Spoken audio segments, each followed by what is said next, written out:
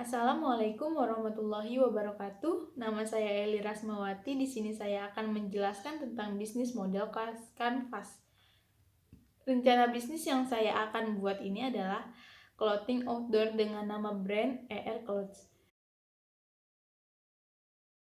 Bisnis model Canvas ini terdiri dari 9 elemen.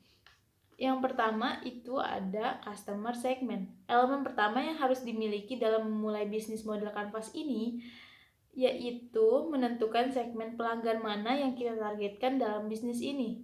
Contohnya yang saya buat ini, saya targetkan kepada anak-anak, dari anak-anak, remaja, hingga orang dewasa, baik laki-laki maupun perempuan, yaitu para pencinta alam yang suka dengan kegiatan outdoor seperti naik gunung, camping, perkemahan, dan lain sebagainya.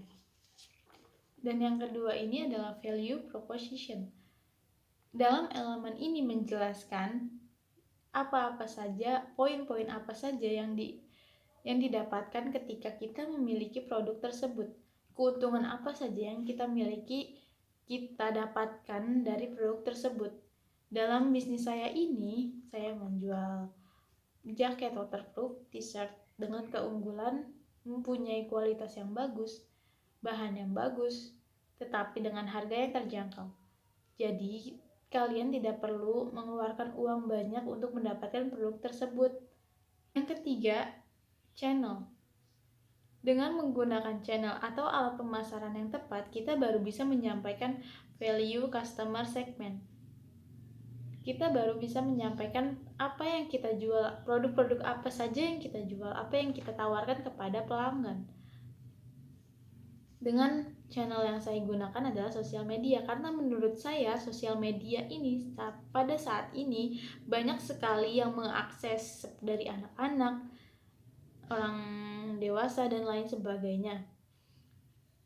Jadi menurut saya sosial media adalah tempat atau alat pemasaran yang tepat yang digunakan supaya orang tahu produk kita, supaya orang membeli produk kita. Dan pembeliannya pun terdapat dua cara. Yang pertama offline, yang kedua online. Kalau offline kita mempunyai outlet, kalau online kita punya blog terdiri dari katalog terbaru produk kita, dan ada forum jual beli seperti Shopee, Lazada, dan Tokopedia.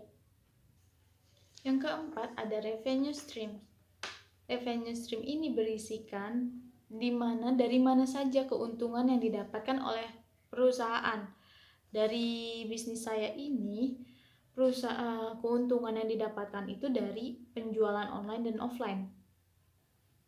Yang kelima ada key research. Key research ini adalah berisikan sumber daya yang sebaiknya direncanakan yang harus dimiliki oleh perusahaan, seperti karyawan. Karyawan itu terdiri dari bagian admin, bagian produksi, bagian keuangan, bagian umum, dan lain sebagainya. Dan terdapat tempat untuk gudang dan produksi. Yang keenam ada customer relationship. Pastinya pelanggan menjadi hal yang krusial dalam bisnis kan? Terutama pelanggan yang loyal. Oleh karena itu, jika kita ingin terus mendapatkan pelanggan, maka kita harus menjalin ikatan yang baik pada pelanggan tersebut dengan cara langsung maupun tidak langsung, baik itu di store maupun di sosial media seperti Instagram, Twitter, TikTok, dan lain sebagainya. Karena menjalin ikatan yang baik pada pelanggan, maka pelanggan akan suka dengan pelayanan kita dan tentunya akan suka dengan produk kita seperti itu. Jadi dia tidak akan sungkan untuk balik lagi membeli produk yang ia mau di toko kita. Yang ketujuh ada key activities. Key activities ini adalah semua yang berhubungan dengan produktivitas bisnis, semua yang berkaitan dengan produk yang bertujuan untuk menghasilkan proposisi nilai. Key activities ini terdiri dari promosi produk, survei pasar, dan penjualan online dan offline. Survei pasar ini dimaksud untuk kita tahu apa yang sedang laku di pasaran dan apa yang orang saat ini, jadi kita tidak ketinggalan zaman. Yang kedelapan ada key partnership. Elemen ini bermanfaat untuk efisiensi dan efektivitas pada key activities. Key partnership ini terdiri dari sales freelance, toko bahan, dan tukang jahit. Dan yang terakhir atau yang ke-9 ini adalah konstruktur. Elemen ini tidak kalah penting dari ke-8 elemen yang sudah tadi saya sebutkan satu persatu, karena elemen ini adalah struktur pembiayaan bisnis untuk mengelola bisnis agar lebih efisien, agar meminimalkan kerugian atau meminimalkan resiko kerugian. Dalam konstruktur ini terdiri dari gaji karyawan, biaya air, biaya listrik, biaya telepon, biaya sewa, biaya produksi, biaya peralatan, biaya pemeliharaan peralatan, biaya pemasaran, dan lain sebagainya.